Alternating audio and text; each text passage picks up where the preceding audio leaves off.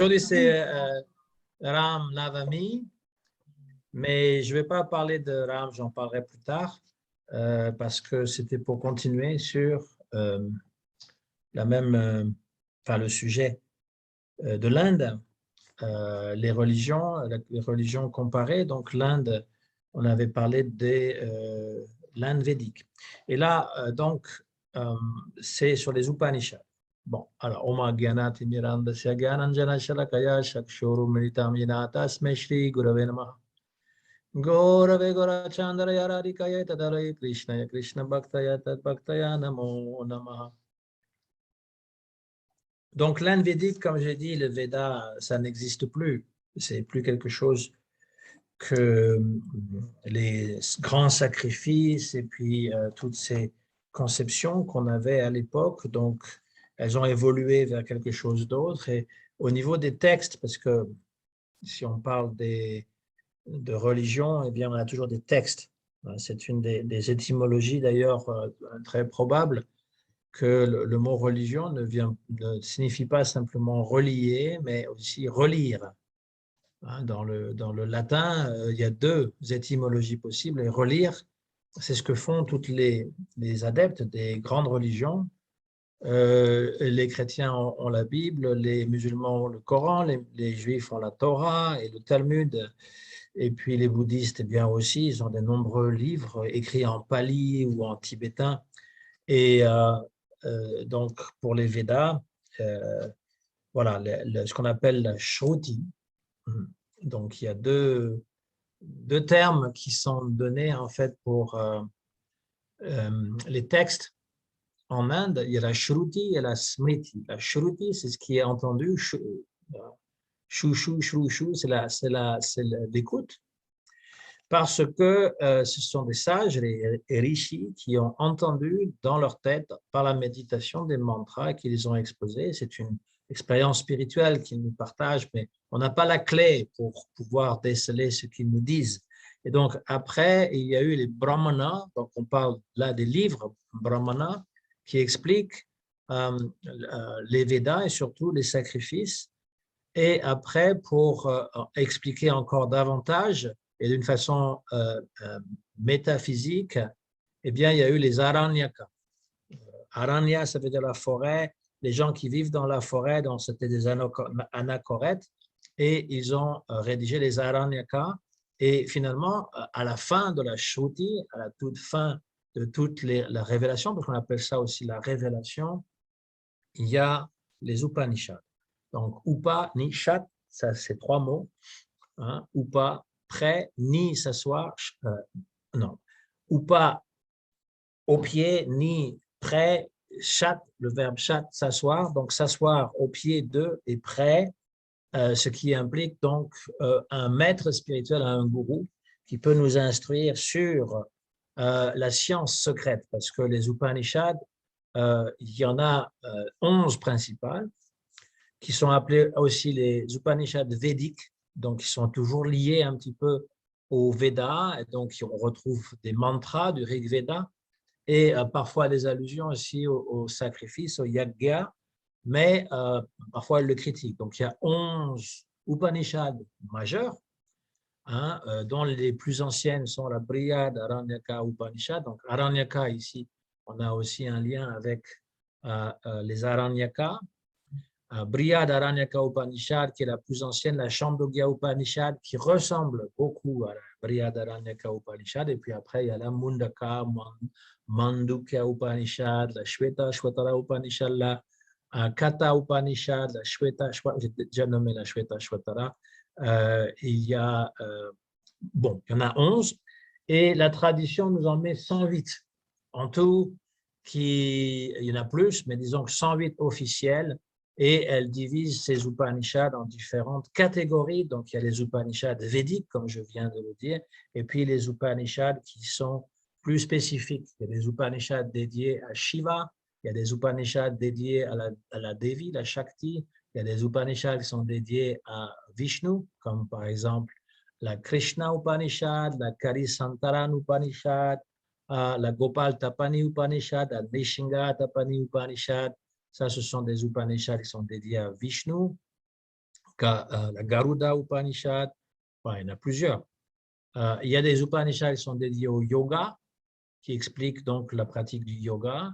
Il y a des Upanishads qui sont dédiés à la philosophie Advaita, donc ils sont plus tardives, mais disons qu'elles font partie aussi de ces 108 Upanishads. Les Upanishads s'appellent les Sannyas Upanishads, qui est donc dédié au renoncement. Voilà, donc il y en a 108 majeurs.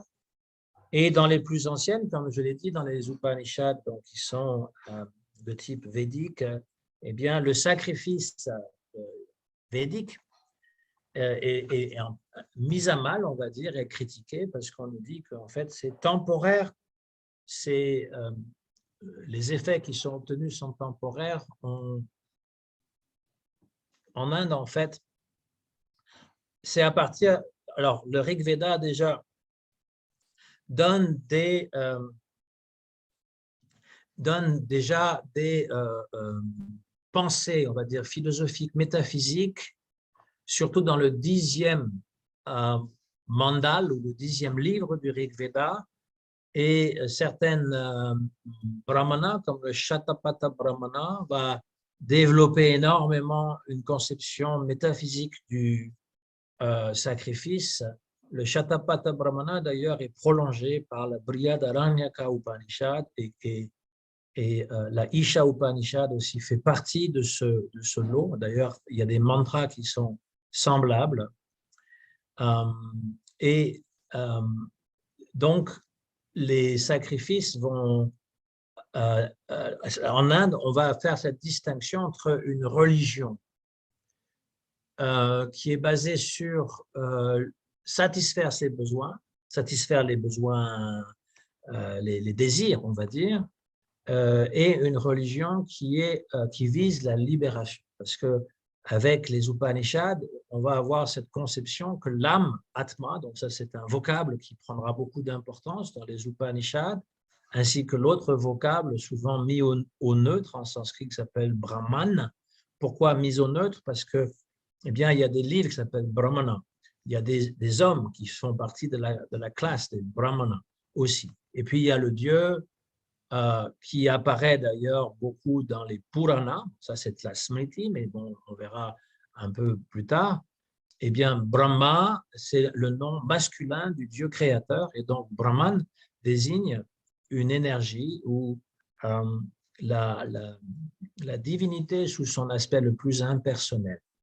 Et donc, la question, c'est de savoir pourquoi la mort, et puis qu'est-ce qui se passe après. Avec les Védas, si on suit la branche qui nous enseigne de faire beaucoup d'activités pieuses et des activités par le sacrifice, eh bien, on va au monde des dieux, hein, Swarga, par nos activités, par notre karma. Voilà la pensée. Et une fois que nos activités, les résultats de nos bonnes activités sont épuisés, eh bien, on redescend dans ce monde. Alors, c'est une conception très intéressante parce que ça veut dire que il n'y a pas de paradis éternel.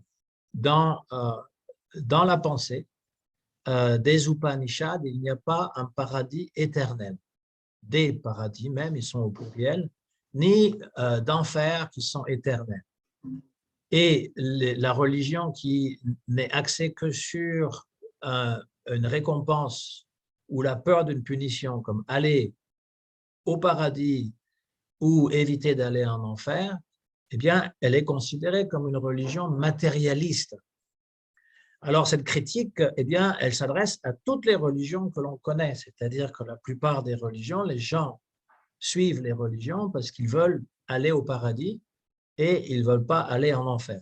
Avec cette différence majeure, c'est que dans les 3 grandes religions monothéistes connues, comme le christianisme, le judaïsme et l'islam, enfin, ça commence par le judaïsme, le christianisme, l'islam, eh bien, il n'y a qu'une vie, et au terme de cette vie, on va dans un paradis éternel ou un enfer éternel. Et ça, c'est complètement remis en question par la pensée des Upanishads qui voit le monde dans un cycle. On voit tout ce qui est dans la nature est cyclique, y compris les saisons, y compris voilà, les mois, les années, tout revient. Et donc, cette conception qu'on va au paradis en raison des mérites que l'on a accumulés, un peu comme si on a accumulé de l'argent en banque, on va pouvoir acheter, sortir l'argent qui est en banque pour acheter quelque chose, mais pas plus. On ne pourra pas sortir plus. On peut faire du crédit, mais bon, il faut le payer quand même. Et, et donc, une fois qu'on n'a plus d'argent, ben c'est fini, on ne peut plus rien acheter. De la même façon, lorsque les résultats des activités pieuses ou des sacrifices sont épuisés, on redescend du monde céleste, Swargaloka, où vit Indra et les dieux, pour reprendre naissance sur la terre. Donc, dans le Karma Kanda, ils comprennent ça aussi. Il y a cette idée de réincarnation. On revient sur la terre, mais on revient sous la forme d'un brahmana et puis on continue sa vie. Ça ne semble pas les déranger trop de rester dans ce monde. D'ailleurs, pour le Karma Kanda, il y a cette conception que le monde est éternel, l'univers est éternel, il est incréé, il ne se détruit jamais. Et le Veda est éternel aussi, il est apurusheya, il n'a pas été écrit par un être humain, Purusha, ni un dieu, ni un Mahapurush. Ça, c'est la pensée du Karma Kanda, Karma Mimamsa.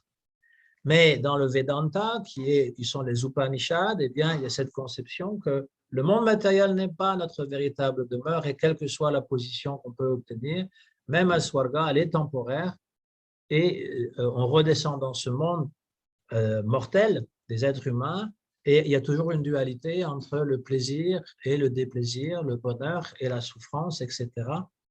Comme le sont d'ailleurs les saisons. Personne n'a un karma si bon qu'il ne va être toujours bien et avoir tout ce qu'il veut. Ce n'est pas possible. On va devoir avoir des épreuves et pour éviter, pour en finir avec ce samsara, donc la samsara c'est une roue, pour en finir avec cette roue, eh bien, il faut trouver mukti, moksha, c'est-à-dire la libération. Donc, les Upanishads condamnent un petit peu le mouvement de sacrifice qui nous amène au monde des dieux et qui nous ramène ici en bas. Donc, ils disent c'est vraiment périssable tout ça, ça ne vaut pas la peine. Dans la Mundaka Upanishad, elle commence justement avec cette question. Il y a une connaissance supérieure, une connaissance inférieure. Paravidya, aparavidya. Hein? Apara, c'est une connaissance inférieure, c'est-à-dire toutes les connaissances dans ce monde matériel, y compris le Rig Veda, le Samaveda, Atharva Veda, Yajur Veda, l'astrologie, les Vedangas, tout ça, c'est considéré Aparavidya. Et Paravidya, c'est la connaissance du Brahman ou de la vérité absolue. Et donc, après avoir décrit l'aspect temporaire des résultats des bonnes actions, la Mundaka Upanishad, c'est toujours dans son introduction, mais c'est un petit peu comme une conclusion aussi. Elle va dire Tad Digyanartam Sagurum Eva Bigachet Samit Pani Shrotiyam Brahmanishtam. Tat, c'est donc, puisque toutes ces activités sont temporaires, Vigyana Artam, il va falloir demander le sujet Artha qui est supérieur. Il va falloir s'enquérir d'une vérité supérieure et pour cela, Saguru, il faut approcher un maître spirituel. Quelles sont ses qualifications? Donc, Samit Pani, avec, on amène du bois pour faire le feu, mais pas pour faire le feu pour aller à Swarga, mais pour être initié, pour recevoir Diksha. Shrotyam Brahmanishtam, ce sont les qualifications du gourou, c'est-à-dire qu'il est complètement instruit sur toute la science védique, qui peut répondre à toutes les questions avec satisfaction pour le disciple, et il est Brahmanishta, il est réalisé, il est fixe dans le Brahman, il a réalisé le Brahman. Ce n'est pas simplement une simple connaissance livresque, il a réalisé ce qu'il enseigne. Et à partir de là, on va pouvoir connaître. Donc, les Upanishads racontent toujours le même schéma. C'est un disciple qui va trouver un gourou et qui va lui poser la question sur la vérité suprême, la vérité absolue, appelée la plupart du temps Brahman. Donc, Brahman, ça vient du verbe brûle, qui veut dire grandir. En fait, c'est une vérité qui grandit tout le temps, qui est grande et qui désigne donc la vérité avec un grand V absolu. Et c'est cette vérité absolue. Qu'est-ce qui est le plus important? La Mundaka Upanishad dit aussi, toujours la même Upanishad, Kasmin vigyate sarvam midam vigyatam bhavati. En connaissant ce Brahman, on connaît tout le reste. C'est la connaissance de une de ces choses nous fera découvrir tout le reste. Hein? Ce par quoi tout est connu. Et donc, souvent, il y a des propositions différentes qui sont données de qu'est-ce que le Brahman et qui sont incomplètes et qui sont toujours complétées par le gourou. Cela dit, les Upanishads remettent en cause le fait que le Brahmana serait celui qui connaît tout de ce fameux Brahman. Il arrive très souvent que le Brahman en question ne sait pas la réponse par rapport au Brahman suprême et va s'enquérir d'un kshatriya, d'un roi. Et il arrive aussi que ce soit des femmes qui ont réalisé Brahman ou qui vont poser des questions très pertinentes à des sages. C'est le cas, par exemple, avec Yagyavalkya Muni.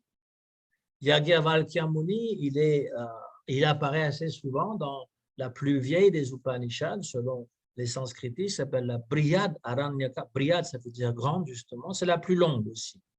Brihad Aranyaka Upanishad. Et donc, il y a plusieurs apparitions de ce rishi.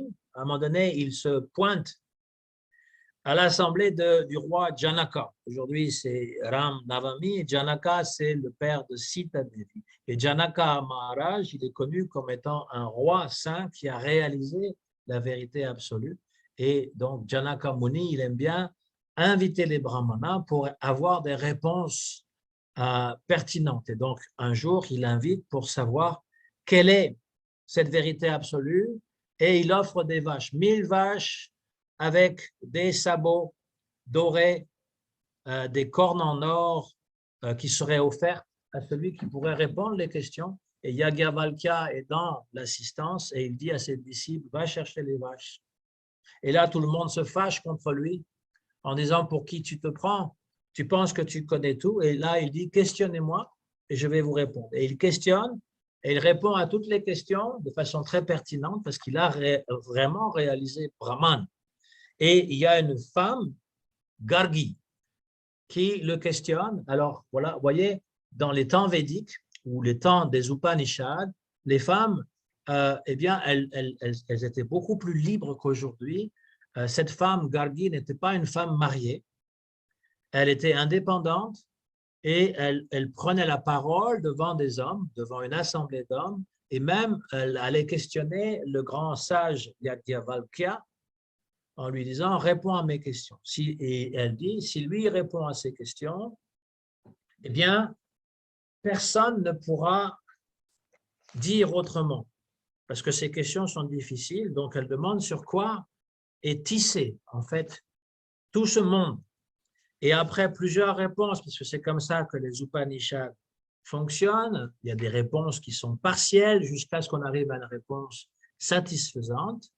Yagyavalkya va répondre Ya Yova etad aksharam gargi avidi tvasmo lokat preti sakripana. Ya etad aksharam gargi vidit tvasmo lokat preti sa brahmana. C'est un verset qui est cité par Srila Prabhupada dans la Bhagavad Gita parce qu'il y a un jeu qui se joue entre le mot kripana et le mot brahmana. Le kripana, c'est celui qui, Prabhupada l'appelle un miser, celui qui est avide, hein, qui est, comment dire, avare plutôt. Et pourquoi avare? Parce qu'il n'a pas su s'enquérir sur ce que Yagyavalkya appelle l'akshara. Akshara. Akshara, ça veut dire quelque chose qui change. Le monde phénoménal, le monde matériel change constamment. Et akshara, c'est ce qui ne change pas. Donc, c'est la désignation pour le Brahman.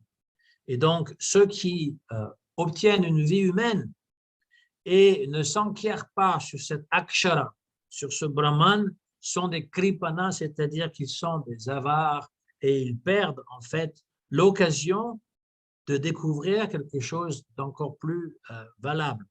Et ce, au Gargi, parce qu'il l'adresse au Gargi, ceux qui connaissent ce Akshara, ce Brahman, ils sont appelés des Brahmanas. Qu'est-ce que c'est qu'un Brahmana? Ce n'est pas celui qui vous demande des roupies pour faire un petit puja de rien du tout avec des mantras inconnus. C'est quelqu'un qui connaît Brahman, qui a réalisé Brahman. Voilà le vrai Brahmana. C'est pour ça, Prabhupada, il disait, moi, je forme des Brahmanas.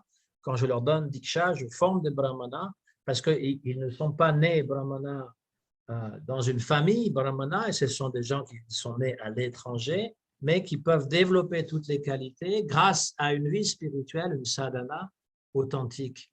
Et ceux qui sont vraiment des Brahmanas, c'est ceux qui connaissent le Brahman. Et donc, ce Brahman, ce fameux Yajnavalkya aussi, il va l'enseigner à l'une de ses femmes. Il a 2 femmes, et à un moment donné, il décide d'aller se retirer dans la forêt, de devenir Vanaprastha, et d'abandonner tout. Et donc, il dit à ces 2 femmes, je vais vous donner tout mon avoir, tout ce que j'ai, vous le divisez en 2, parce que moi, je pars à la forêt. Et il y en a une qui est très contente, qui dit, ben voilà, c'est bien, moi, je vais pouvoir avoir ça et ça et ça et ça. Et l'autre qui dit, qui est un peu plus réfléchi, on va dire, hein, et qui s'appelle Maitreyi, et qui dit, mais si toi, tu pars dans la forêt, tu abandonnes tous ces biens, ça veut dire qu'il doit avoir quelque chose encore de mieux. Et j'aimerais connaître ce que c'est. Et donc, il lui enseigne la science de l'Atma. Atma Vidya, il lui enseigne le fait que le plus important, c'est l'Atma. Et donc, il y a un grand passage dans la Brihadaranyaka Upanishad qui décrit la valeur de cet Atma. Yajnavalkya dit à sa femme, Maitreyi, ce n'est pas pour la femme, ce n'est pas l'amour de la femme, ce n'est pas pour la femme, ce n'est pas elle qui est aimée quand on aime la femme, c'est l'Atman. Ce n'est pas le mari que la femme aime, c'est l'Atman.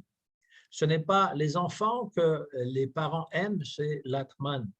Ce n'est pas les richesses que l'homme qui est avide de richesses aime, c'est l'Atman.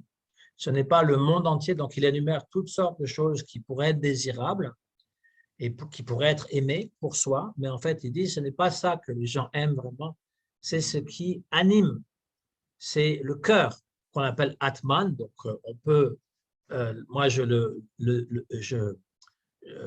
c'est la terminaison, voilà, Atman qui dans la avant que ce soit conjugué, on dit Atman, hein, c'est un mot neutre, mais souvent dans les textes de Prabhupada, il est conjugué au nominatif, c'est-à-dire la première déclinaison, donc avec un A long, Atma.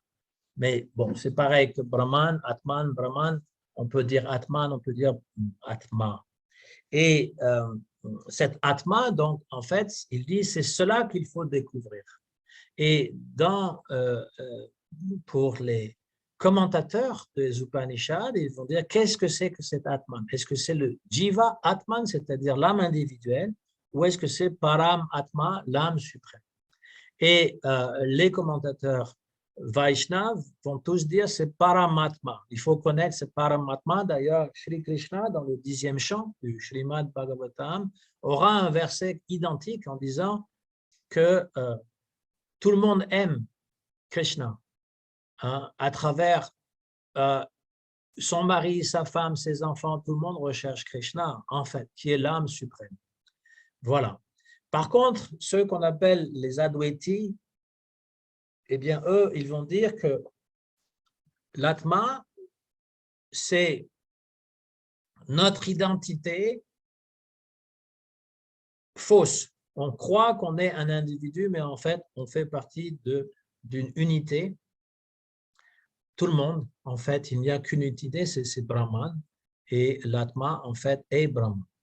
Alors, il faut savoir qu'en sanskrit, le mot Atma, selon les dictionnaires sanskrits, en particulier les dictionnaires védiques, peut avoir de nombreuses significations, donc le corps, le mental, l'intellect, l'ego, l'âme suprême, tous ces termes sont là et donc il faut pouvoir comprendre à quoi le texte fait allusion. Un autre texte, celui-là tiré de la Katha Upanishad, va dire Anoraniyam Mahato Mayan Atmasya Janto Nihito Guhayam. L'âme à l'intérieur est à la fois très petite et très grande. Anor et Mahat, Atma. Et elle est cachée dans le cœur. Et cette âme, Atma, peut désigner à la fois l'âme suprême ou l'âme individuelle, et ça peut être les deux à la fois. L'âme individuelle est dans le corps de chacun, elle est à la fois très grande et très petite. Mais le Paramatma, il est aussi très grand et très petit, il est à la fois tout l'univers et dans chaque atome. Voilà, ça c'est les Puranas qui vont expliquer ça encore davantage, mais c'est déjà dans les Upanishads. La Katha Upanishad aussi va faire cette comparaison du corps et du propriétaire du corps à un chariot. Il va dire que le corps, c'est un chariot et il y a 5 chevaux qui sont les 5 sens et les rênes qui sont tenues par le cocher. Les rênes sont le mental, le cocher est l'intelligence et le passager, parce qu'à l'époque, eh bien, le passager, c'est lui qui finalement était le maître du véhicule. Il n'avait pas besoin de conduire lui-même. Le passager, c'est l'âme spirituelle. Et donc, lorsque l'intelligence contrôle le mental, qui sont les rênes, les chevaux ne vont pas dans toutes les directions. Quand vous avez 4 chevaux à diriger, il faut pouvoir savoir comment les maîtriser. Donc, il donne cette comparaison pour faire comprendre que l'Atman, en fait, n'est pas le chariot. Il y a une différence entre le corps. Les gens ne savent pas ça, c'est une connaissance de base, en fait. On verra, la Gita Upanishad ou la Bhagavad Gita nous enseigne tout de suite, dès le début, qu'on n'est pas ce corps et que le corps est juste l'enveloppe de l'âme et il y a une autre enveloppe plus subtile qui s'appelle le mental, manas, corps subtil. Donc, nous avons cette sagesse dans les Upanishads. Dans la Taittiriya Upanishad, une autre Upanishad, on nous parle de différentes couvertures, différents états d'âme ou couvertures de l'âme. Le premier niveau s'appelle Annamaya. Anna, ça veut dire les graines. En fait, ça veut dire la nourriture. Le corps de nourriture, le corps grossier, c'est le corps physique qui est composé de nourriture. Ça, c'est le premier kosha, la première couverture que nous avons. Ensuite, il y a pranamaya. Pranamaya, eh bien, c'est le souffle vital. C'est-à-dire que nous sommes vivants grâce au souffle vital. Et donc, c'est le deuxième kosha. Ensuite, il y a manomaya. Manomaya, c'est le mental, fait partie aussi de ce corps subtil, et c'est grâce au mental que les sens sont actifs. Les gens s'identifient tellement au corps qu'ils pensent que tout dépend du cerveau. Mais le cerveau, c'est juste un outil. Le mental se sert du cerveau comme il pourrait se servir en fait de n'importe quel autre sens. C'est le mental qui fait qu'il y a un lien entre le corps et le corps et ce qu'on veut, n'est-ce pas? Je veux manger, eh bien c'est le mental qui me permet de le faire. On le voit, les gens qui perdent un petit peu la notion du temps et de l'espace à cause d'un choc sur la tête ou encore de la vieillesse, eh bien la coordination entre le mental et le corps ne se fait plus. Donc, les scientifiques, les gens matérialistes n'identifient ça qu'au cerveau. Ils pensent que c'est le cerveau qui, finalement, génère tout. Mais non, c'est le mental qui reflète quelque chose d'autre. Donc, on a Annamaya, Pranamaya, ensuite Manomaya et ensuite Vijnana. Vijnana Maya, c'est la conscience. Sri Ramanuja Acharya, il disait, un des acharyas importants, de la famille Vaishnav, il disait que Vijnana Maya, ça décrit l'être individuel, l'âme. Et puis, le dernier, Kosha, eh bien, c'est Ananda Maya. Et cet Ananda Maya désigne en fait notre identité la plus profonde qui est d'être parfaitement heureux. Ananda, ça veut dire la félicité, ça veut dire aussi la joie extrême. Et Ananda Maya, évidemment, c'est aussi le Brahman, c'est-à-dire cet être qui est le tout, eh bien, il est plein de Ananda. Et dans les Upanishads, donc, va se créer cette triade, on va dire, qui définit le mieux la vérité absolue, qui est Sat, c'est-à-dire éternelle, Chit, pleinement consciente, ou Vijnanam, et Ananda. Satchitananda, ça décrit le Brahman et l'âme spirituelle aussi. Donc voilà les Upanishads qui nous décrivent ce qu'est notre être profond et comment l'atteindre. Il y a différents moyens qui sont donnés de comment l'atteindre, la méditation, entre autres, la récitation de mantras dans les Upanishads tardives, qui sont influencées par les tantras, on va dire, et évidemment aussi l'adoration, mais on nous dit qu'il y a quelque chose d'urgent dans la vie humaine, elle est précieuse, il ne faut pas la perdre. Hein. La Katha Upanishad nous dit Uttishta Jagrata Prapya Brahm Nibodat, réveillez-vous, réveillez-vous, vous êtes endormi, réveillez-vous, votre vraie vie est ailleurs. Et cette vie, elle est pleinement consciente, pleinement éternelle, pleinement Ananda, Satchitananda, comme les Brahmanes. L'identification que font ceux qui suivent Shankaracharya en disant que l'Atma égale Brahman n'est pas corroborée par toutes les Upanishads, parce qu'il y a des Upanishads qui, en citant les Védas, vont nous dire qu'il y a deux êtres à l'intérieur du corps.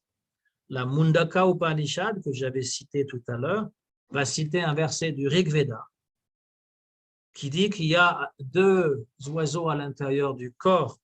Il y en a un qui mange les fruits de l'arbre qui sont amers et sucrés, et l'autre oiseau qui contemple. Alors l'oiseau, c'est un symbole pour l'âme. Même les Égyptiens, ils avaient aussi une conception en 5 différentes dimensions, mais une des conceptions de l'âme, c'était l'oiseau.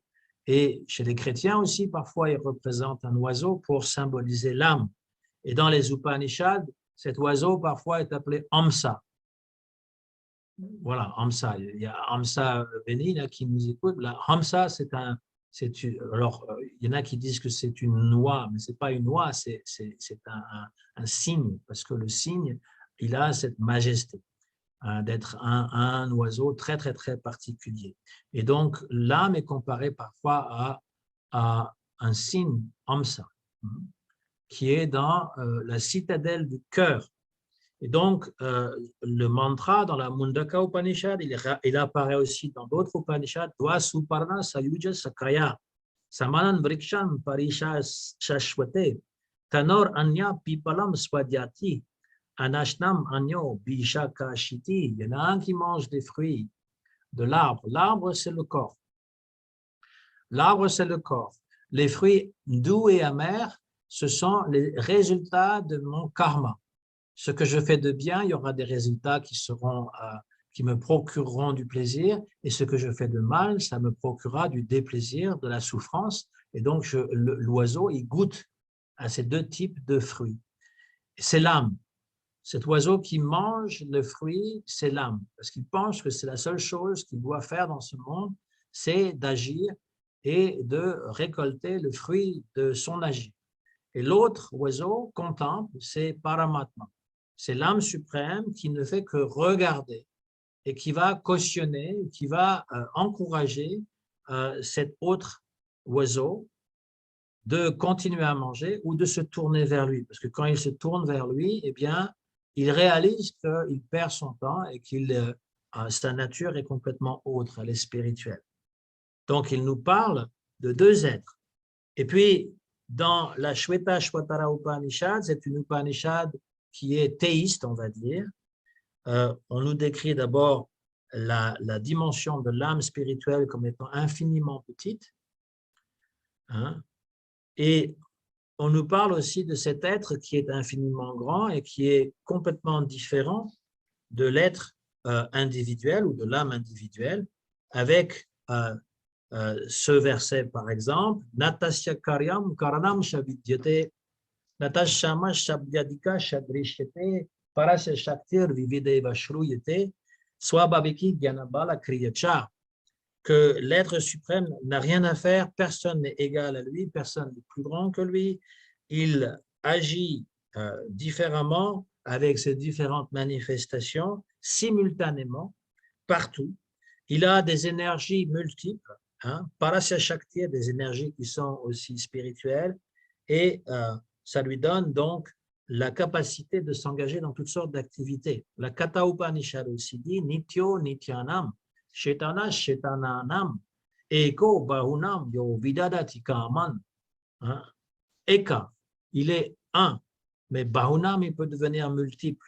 Parmi tous ceux qui sont éternels, Nityo Nityanam, il est l'éternel parmi les éternels. Chetana Shetananam, il est celui qui est conscient parmi ceux qui sont conscients. Cela veut dire qu'il a une capacité d'être beaucoup plus conscient que je suis. Lui, il est omniconscient, il est omniscient, omniprésent, omnipuissant, n'est-ce pas? Omnipotent. Et donc, moi, je suis conscient juste de ce qui me concerne moi. Mais je ne peux pas être omniscient. Même lorsque je suis libéré, parce que c'est ça l'idée dans les Upanishads, de se libérer des liens qui nous retiennent à la matière et qui sont donc activés par le corps physique et le mental. Il faut se libérer de ces liens par une sadhana. Donc voilà, les Upanishads, c'est très rapidement décrit, mais on n'a pas beaucoup de temps d'une part, et deuxièmement, c'est un peu complexe comme sujet, pour aussi faire comprendre le rôle de la Bhagavad Gita. La Bhagavad Gita est considérée comme la quintessence des Upanishads, mais en même temps, c'est une smriti. C'est-à-dire qu'elle n'a pas été directement inspirée, elle s'inscrit dans ce qui est, smriti, ça veut dire se rappeler. Elle est inscrite dans le Mahabharata. J'ai envoyé une photo tout à l'heure. Donc, le Mahabharata, vous verrez la photo plus tard, il y a 4 volumes, par exemple, et puis on a mis un trait noir sur le contenu de la Bhagavad Gita, c'est infime par rapport au Mahabharata. C'est-à-dire que c'est le cœur du Mahabharata, donc la grande histoire de l'Inde, qui raconte l'histoire des Pandavas et des Kauravas, la grande guerre qui les unit, donc avec ce chant, Gita, qui est inséré dans ce qui caractérise la smriti, n'est-ce pas? Mais la Bhagavad Gita a cette particularité, c'est qu'elle est énoncée par Krishna lui-même, et donc elle est aussi considérée comme une shruti. Et parfois, on l'appelle Gita-upanishad, l'Upanishad du chant. La Gita-upanishad ou Bhagavad Gita va résumer toutes les Upanishads connues et les rendre beaucoup plus compréhensibles. Parce que le problème des Upanishads, quand on les lit, c'est que si on n'a pas un guide de lecture, on est un peu perdu à savoir qu'est-ce qui est dit. Et il n'y a pas de nombreuses bonnes traductions non plus. Et donc, la Bhagavad Gita, elle, se charge en fait de nous donner toute la connaissance de l'Inde, parce que ce n'est pas juste les Upanishads. La Bhagavad Gita nous livre aussi toute la connaissance du Sankhya. Et l'essence du yoga, à savoir les échelons supérieurs du yoga, qui sont dharana, dhyana et surtout samadhi, la méditation et le samadhi. Et donc, la Bhagavad Gita, tout de suite, nous décrit que le corps et l'âme sont 2 entités différentes, que l'âme est notre identité réelle, que le corps est une identité d'emprunt et que nous transmigrons d'un corps à l'autre et qu'il faut être détaché de ce corps par différents moyens. Et donc, il énonce le karma yoga, le jnana yoga, le bhakti yoga, l'ashtanga yoga aussi. Il énonce différentes voies de façon très, très, très compréhensible. Alors, évidemment, il faut quand même avoir un gourou qui nous explique la Bhagavad Gita, parce que ce n'est pas notre culture déjà, et ce n'est pas non plus... il y a des choses qu'on n'arrive pas très bien à comprendre. Le karma yoga, c'est en fait agir. Tu dois agir. Tu as un dharma, tu es né, par exemple, avec une capacité d'enseignement, par exemple, tu peux enseigner et tu aimes beaucoup lire, bon, tu as des qualités de brahmana, il faut développer ça et faire ton dharma. Au contraire, tu as des qualités dans la vente, dans le commerce, eh bien, tu as des qualités de vaishya. Alors, ce n'est pas juste l'aptitude, évidemment, il faut développer les qualités aussi intrinsèques, c'est-à-dire pour un brahmana, il faut qu'il soit paisible, qu'il contrôle ses sens, qu'il soit patient, qu'il soit généreux. Pour le kshatriya, c'est celui qui aura du courage, aussi qui sera très généreux, qui sera magnanime, etc. Le vaishya, il faut qu'il puisse aussi avoir des qualités. Et même le shudra a des qualités, c'est-à-dire qu'il sert avec plaisir. Il sert les maîtres qu'il a sans grommeler, sans vouloir faire la révolution et s'emparer des richesses du maître. C'est pas ça. Un shudra, c'est quelqu'un donc qui sert, qui est dans les activités, on va dire, plus manuelles. C'est un ouvrier, un artisan, mais qui a du plaisir à servir les autres. Voilà.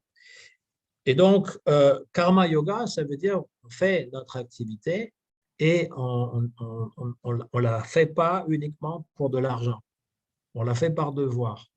C'est la chose principale de la Bhagavad Gita, de dire qu'on accroît du karma si on fait quelque chose avec un intérêt, mais on est détaché de ce karma si on le fait par devoir. C'est simplement parce que j'ai besoin de le faire. Que j'ai des résultats, que je n'ai pas de résultats. Que ça me soit pénible, que ça me soit agréable, je le fais. Que ce soit le dharma d'être parent, par exemple, parce que ça aussi, évidemment, être parent, eh bien, il n'y a pas que de la joie, il y a aussi des peines, il y a aussi des choses difficiles. Eh bien, on le fait sans être attaché aux résultats. Hein, tout ce qui est fait. Donc, Krishna énonce cette vérité du karma yoga et il va l'affiner encore davantage en disant que le karma yoga, il parle même des sacrifices védiques. Krishna critique les sacrifices védiques, il appelle Veda Vadarata, c'est-à-dire ceux qui sont attachés aux sacrifices qui sont conseillés dans les Védas, mais qui veulent simplement des bénéfices de ces sacrifices, c'est-à-dire la religion matérialiste. Et qui sont fascinés aussi par les fleurs, pushpa, des Védas.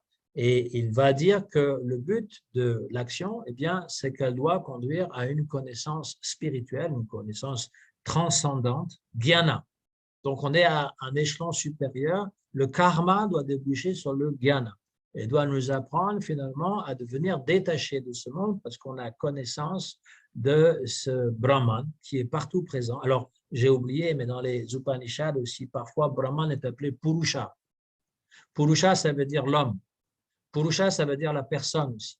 Et c'est en référence lointaine, on va dire, lointaine référence au Purusha Sukta du Rig Veda, le Purusha Sukta, donc, qui décrit cet homme cosmique qui est la totalité des choses. Mais cet homme cosmique, il est à l'intérieur de chaque être, c'est ce fameux Brahman à l'intérieur de lui, il l'a appelé aussi Purusha. Et donc, ce Purusha, il peut être identifié à l'âme individuelle ou à l'âme suprême. Et le Jnana Yoga conduit donc à la connaissance de ce Purusha. On peut le connaître aussi par l'Ashtanga Yoga, parce que l'Ashtanga Yoga, alors Ashta, ça veut dire 8, Anga, c'est 8 membres, parce qu'il y a 8 pratiques, on va dire. Yama, Niyama, c'est les 2 premiers membres qui disent qu'il y a des choses qui sont permises, des choses qui sont interdites. Hein, il est conseillé d'être brahmachari, d'être un étudiant célibataire, sans même penser aussi au plaisir charnel. Et puis, ahimsa satyam asteya, donc ne pas faire de violence même à des entités les plus élémentaires, comme des moustiques, comme des fourmis. Dire la vérité, ne jamais mentir. Voilà, donc ça, il y a 10, je ne vais pas en détail parce que ce sera un peu long, mais il y a Niyama, Niyama. Ensuite, après, il y a Asana. Ça, c'est ce qu'on connaît en Occident du yoga, ce sont les différentes postures qu'on peut avoir. Donc, il y a Simasana, il y a il y en a tellement, je veux dire, des poses de base. Il y a le Surya Namaskar qui va reprendre plusieurs de ces asanas. Et les asanas, c'est pour avoir un corps en bonne santé. Et pranayam accompagne, donc c'est la respiration du souffle, ça accompagne aussi les asanas. Et le but donc de yama, niyama, asana, pranayam, c'est qu'on va conduire aux échelons supérieurs. Hein? Parce qu'après, il y a donc pratigraha, c'est retenir donc tous les sens à l'intérieur de soi. Et finalement, les 3 derniers, échelons de ce Ashtanga Yoga, c'est Dharana, Dhyana, Samadhi. Dharana, la concentration, Dhyana, la méditation, Samadhi, l'absorption complète, c'est-à-dire la réalisation de sa Swarup. Voilà, c'est Ashtanga Yoga décrit par Patanjali dans ses Yoga Sutras et qui aussi, dans les Yama Niyama, conseille Ishwara Pranidhana, c'est-à-dire la concentration sur Ishwara. Donc, il y a une connotation théiste, à savoir qu'on peut méditer sur Vishnu dans le cœur en tant qu'Ishwara, et ça va nous permettre donc de développer ce Dharana, Dhyana, Samadhi. Krishna explique ça dans le 6e chapitre de la Bhagavad Gita de façon assez succincte parce que ça fait partie d'un tout. Hein, il y a le Karma Yoga. Alors, on parle de yoga à chaque fois. Chaque chapitre s'appelle un yoga. Parce que yoga, ça veut dire discipline, ça veut dire être connecté. Donc, on n'est pas dans le karma pur. Karma Yoga, c'est en fait, je purifie mon karma par le yoga du renoncement. Je ne suis pas attaché au résultat de mes activités. J'ai quelque chose à faire, je le fais. Je suis de parole, je le fais. Et je ne suis pas attaché au résultat. Voilà. Et je ne vais pas aussi en faire étalage. Oh, j'ai fait ci, j'ai fait ça, tout le monde m'applaudit, etc. Non. Un karma yoga, c'est donc agir, parce qu'on doit agir par devoir. Janaka est donné, encore une fois, le père de Sita Devi. Il est cité dans le 3e chapitre de la Bhagavad Gita comme étant celui qui toujours agissait, mais sans aucun attachement. Janaka Muni était connu comme étant Aptakam. Tous ses désirs étaient satisfaits automatiquement. Il n'avait rien besoin de désir parce qu'il connaissait ce Brahman. Et donc, une fois qu'on a un Karma Yoga, Jnana Yoga et aussi peut-être Ashtanga Yoga, on arrive à Bhakti Yoga qui est aussi, utilise les deux. En fait, Bhakti Yoga a besoin aussi du karma, des actions. Parce que karma, pour nous, d'après les Upanishads, karma, ça veut dire tout ce que tu fais a une réaction bonne ou mauvaise et ça t'enchaîne dans le samsara, il faut se libérer de ça. D'accord, ça c'est la compréhension de base, mais karma yoga, ou karma, c'est aussi toutes les actions qu'on peut faire et les offrir. Dans le karma yoga, c'est difficile à agir sans aucune motivation. Voilà, il y en a besoin d'être motivé pour agir, mais on peut le faire en dédiant les résultats à notre Gurudev ou à notre Ishta Devata, c'est-à-dire l'être, la divinité que nous avons élue, Krishna, en l'occurrence pour nous, c'est Radha Krishna. On offre nos activités à Krishna et c'est donc du karma Mishra Bhakti. Il y a de la Bhakti dans mon karma. Et en connaissance de cause, je sais que je ne suis pas ce corps matériel, je sais que je suis fait pour servir Krishna, Krishna et Bhagavan, eh bien, c'est Jnana Mishra Bhakti. Et Shuddha Bhakti, la pure Bhakti, eh bien, est énoncée à différents endroits de la Bhagavad Gita. Srila Prabhupada citait très souvent Sarva Dharmam Parityaja Mamekam Sharanam Braja. Il disait abandonne tous tes devoirs. Ultimement, abandonne tous tes devoirs, abandonne tout, même dharma, religion, et soumets-toi à moi. Je te délivrerai de toute réaction pécheresse du fait que tu as abandonné tous tes devoirs, toute la religion pour te soumettre à moi. Et les dévots qui ont vraiment tout abandonné, ce sont les gopis de Vrindavan.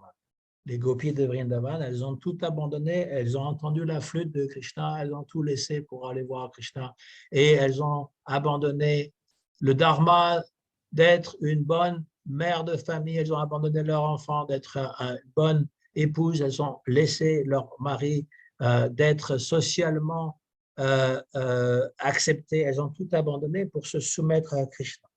Donc la Bhagavad Gita résume toutes les Upanishads. Et puis après, il y a les Puranas. On n'aura pas le temps d'en parler cette fois-ci. Ça, c'était un exposé en fait de l'évolution, parce que les religions, si on veut les comprendre, il faut comprendre que le présent n'annule pas le passé, mais l'incorpore et lui fait dire quelque chose de nouveau.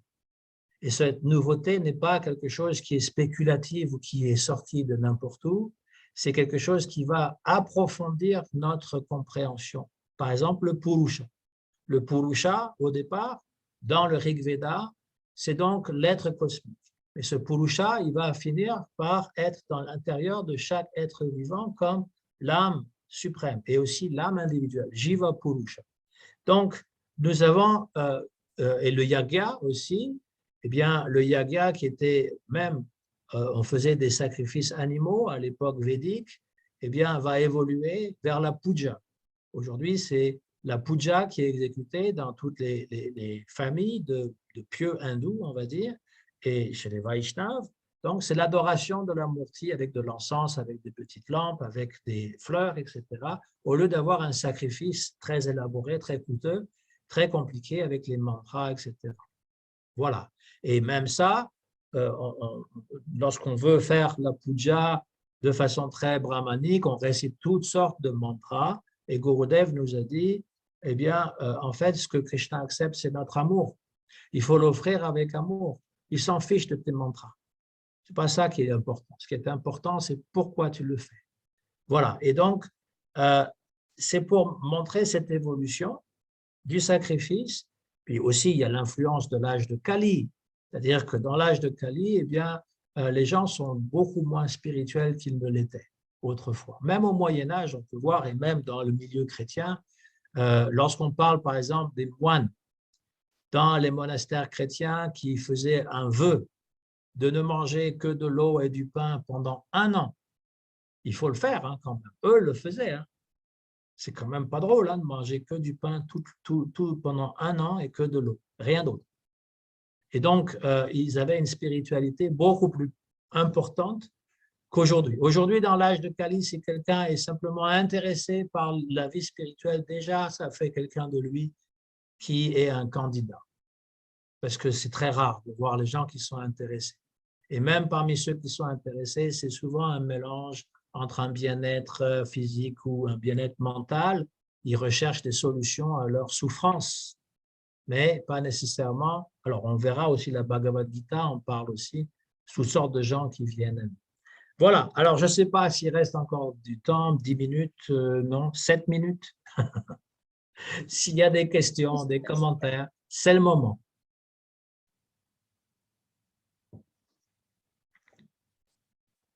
Vas-y.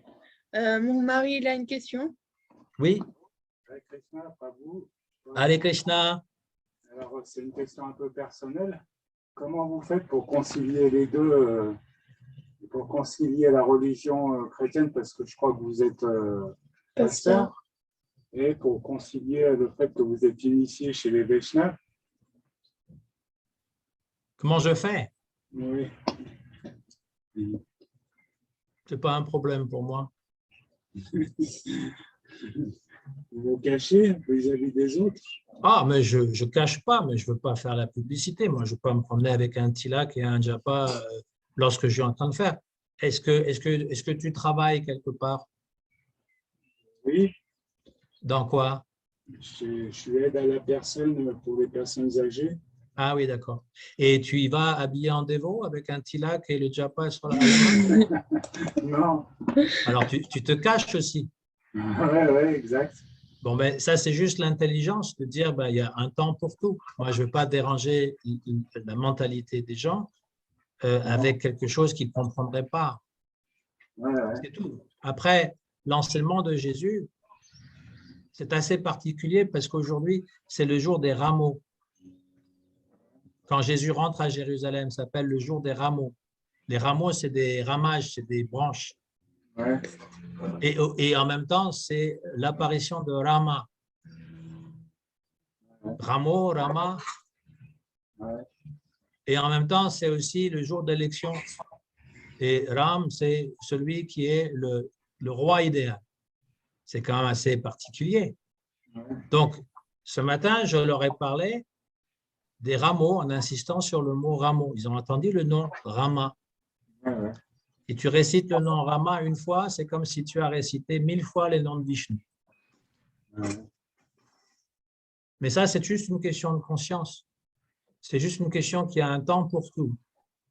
Il y a un temps pour dire les choses complètes, de révéler ce qu'on pense réellement, etc., et un autre temps. Après, au niveau de la croyance, moi, je ne partage pas toutes les croyances chrétiennes et je ne mange pas de viande. Mais je vais pas non plus prêcher le végétarisme et comment dire, mettre tout le monde à dos parce que ils changeront pas leur façon de faire. Moi, je leur prêche l'amour de Dieu. C'est ce que Jésus a enseigné aussi. Là, on se rejoint. Et si le sujet que je traite parle des différentes religions, c'est parce que je suis parfaitement à l'aise avec ça. J'ai aucun problème. Moi, mon épicier, c'est un maghrébin. Et puis, ben voilà, moi, je lui dis, bon ramadan, puisque c'est le ramadan. Et puis, on se dit des politesses d'usage, on échange des fois. Et il dit, qu'est-ce que tu penses que Dieu pense de ça? Il dit, avec toi, on peut discuter, hein, parce que tu es moins fermé d'esprit que les autres. Ben oui, ça, c'est la première des choses à faire. Moi, je ne vais pas commencer à lui parler de Krishna et lui dire, vous savez, vous n'êtes pas dans la bonne religion. Donc, je fais comme ce que Prabhupada avait enseigné, tu encourages les gens dans leur religion, mais faites-le bien. Voilà. Et puis, de ne pas être trop fanatique aussi. Ça aide pour soi-même, parce que quelqu'un qui est fanatique, c'est un petit peu comme une camisole de force pour empêcher finalement une folie de s'installer. C'est-à-dire que le fanatique ne réfléchit pas beaucoup. Il pense qu'il est tellement dans la vérité qu'il doit l'imposer par la force aux autres. Mais souvent, il n'est pas dans la vérité, il est en train de fuir une vérité qui lui déplaît. Donc, le fanatisme, pour moi, ce n'est pas du tout le signe d'un enthousiasme, c'est plutôt, comme je dis, une camisole de force pour soi, pour les autres. Et donc, il faut prendre les gens là où ils sont. Très souvent, Prabhupada nous disait, quand on parle, il y a des gens qui ne sont pas intéressés, qui se moquent de nous, et il leur dit, donnez-leur juste du prasad et chantez Hare Krishna. Alors des fois, ça suffit, ça. Voilà. Oui, merci. Ouais. Mais on en reparlera, puisque je vais parler du christianisme à un moment donné. D'accord. Super. Merci, Prakashatma. Et Govardhan Krishna, il a une question. Haribol, oui. Je pensais à cette petite Upanishad qui est la Kaivalya Upanishad, qui est très belle, la solitude comblée. Oui, la Kaivalya Upanishad. Oui, Kaivalya Upanishad, c'est ça. Voilà. Et alors, qu'est-ce que c'est de Shiva, c'est ça en fait, cette Upanishad. Oui, alors c'est comme j'ai dit, il y a des Upanishads qui glorifient Shiva, d'autres qui glorifient Vishnu, d'autres qui glorifient la Devi. Oui. D'accord. Merci. Haribol. Hare Krishna. Donc, Rasalila, tu pourras partager la photo que je t'ai envoyée. Je l'ai envoyée sur Facebook. Oui, bien sûr. Qui montre en fait l'épaisseur de la Bhagavad Gita par rapport à… Ah, voilà, la voilà. Vous voyez, le trait noir, c'est la Bhagavad Gita et tout ça, c'est le Mahabharata. C'est impressionnant quand même pour montrer que c'est vraiment pas grand. Ouais. Incroyable. Oui, bon. Et Prabhupada, il disait souvent, une fois, quand on lit le Mahabharata, qu'on arrive à la Bhagavad Gita, eh ben, il faut arrêter de lire, il disait. Parce que c'est l'essence. Voilà. Bon, merci, Prakashatma. Merci. À la semaine prochaine. Alors, à l'heure, à 19h. Hein. 19h. Oui, c'est ça. Oui. 19h, voilà. Et on parlera des religions de l'Égypte, tiens.